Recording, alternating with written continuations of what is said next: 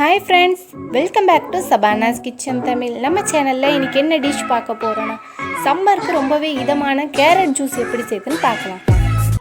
நம்ம நார்மலா பண்ற ஜூஸோட இது ரொம்பவே டிஃபரண்டா இருக்கும். சோ வீடியோ ஸ்கிப் பண்ணாம பாருங்க அப்பதான் புரியும்.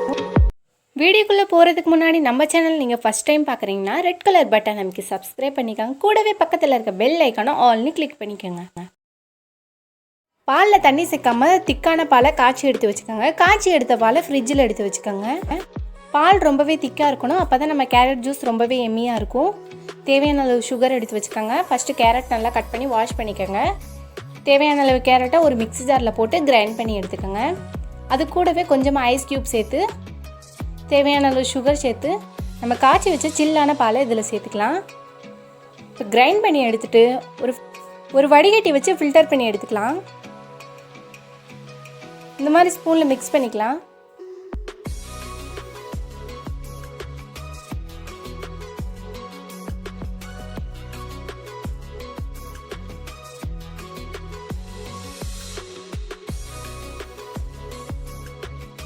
கேரட்டில் நிறைய பெனிஃபிட்ஸ் இருக்குது. ஸோ வாரத்தில் ஒரு முறையாவது இந்த மாதிரி ஜூஸ் பண்ணி குடிங்க, ரொம்பவே ஹெல்த்தாக இருக்கும். இந்த சம்மரில் இந்த மாதிரி ட்ரிங்க் நம்ம எடுத்துக்கிறனால கண்ணுக்கு ரொம்பவே நல்லது. இந்த வீடியோ பிடிச்சிருந்துச்சுன்னா லைக் பண்ணுங்கள். தொடர்ந்து நம்ம சபானாஸ் கிச்சன் தமிழ் சேனலை பாருங்கள்.